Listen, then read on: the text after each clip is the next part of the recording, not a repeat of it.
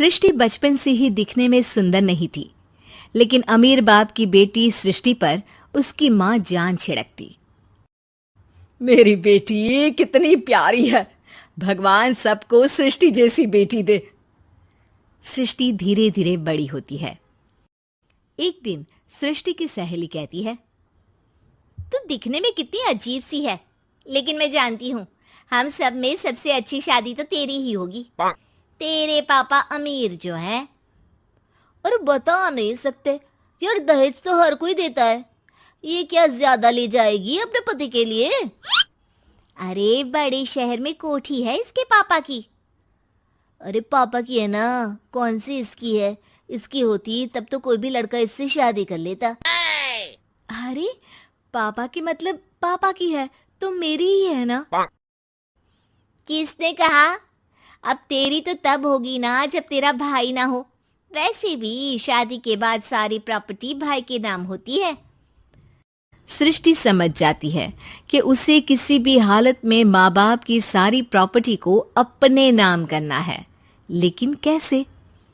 एक दिन सृष्टि का भाई शीनू कहता है, बहन क्या कर रही है? तुझसे एक बात करनी है। अरे हाँ हाँ करना, मैं तो तेरी बहन हूँ। बहन मेरी लाइफ में ना एक लड़की है, बहुत अच्छी है। मैं सोच रहा हूँ माँ और पापा से बात करूँ शादी के लिए। सृष्टि को समझ में आ जाता है कि भाई की शादी होते ही भाभी उसे एक दिन भी घर में बर्दाश्त नहीं करेगी। क्या बात है भाई, बताना कौन है वो? यार वो बहुत अच्छी लड़की है, पढ़ी लिखी है, मेरे साथ जॉब भी करती है। बस एक प्रॉब्लम है। हाँ प्रॉब्लम? क्या प्रॉब्लम है भाई?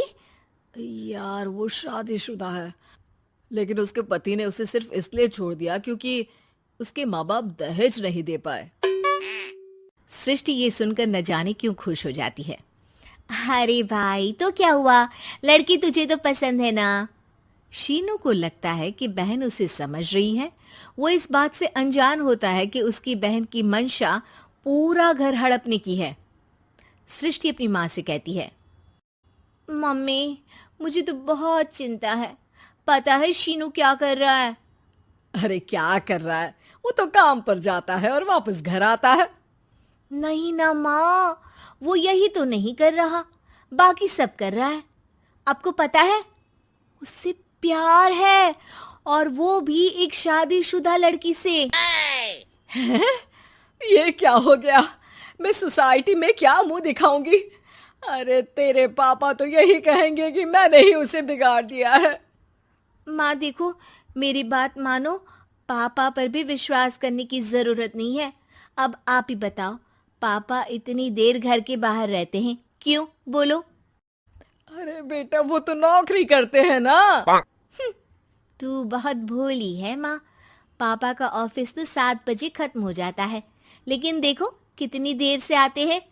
अरे नहीं नहीं बेटा, ऐसी कोई बात नहीं है।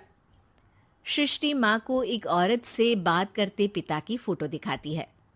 देखो माँ कैसे हैं पापा, मैं ना कहती थी कि पापा सही नहीं है। मैं तेरे पापा से बात करूंगी, दे फोटो मुझे। ओ माँ वो तो डिलीट हो गई। लेकिन चल तूने तो देख लिया ना, पापा से बाद में बात कर लेना, और हाँ मेरा नाम बिल्कुल मत लेना। हाँ माँ। अब क्या था, सृष्टि के माँ और पिता के बीच झगड़ा होना शुरू हो जाता है। सृष्टि के मन में क्या चल रहा था कोई नहीं जानता था। एक दिन, माँ सृष्टि के लिए एक लड़का देखा है, वो लोग शाम को उसे देखने आने वाले हैं। और हाँ माँ, एक खुशखबरी, मैं और पापा मिलकर एक नया बिजनेस ट्राई कर रहे हैं। शाम को लड़का आता है, सांवले रंग का। सृष्टि को तो बिल्कुल भी पसंद नहीं आता। लड़की की माँ कहती है, लड़की का चेहरा तो कोई खास नहीं, लेकिन अगर मेरे बेटे को आप लोग सेटल कर दें तो मैं उसकी शादी आपकी बेटी से करवा दूं। सृष्टि को लड़का बिल्कुल पसंद नहीं था। उसे भाई पर गुस्सा आ जाता है। लड़के वालों के जाने के बाद कहती है, माँ देखा शीनू मेरे लिए कैसा लड़का लेकर आया, न दिखाने लायक न सुनने लायक, सेटल भी नहीं, वो भी हम करे। अरे माँ, मैं जानती हूँ ये मेरी शादी किसी भी घर में क्यों करवाना चाहता है। अरे कैसी बात कर रही है बहन?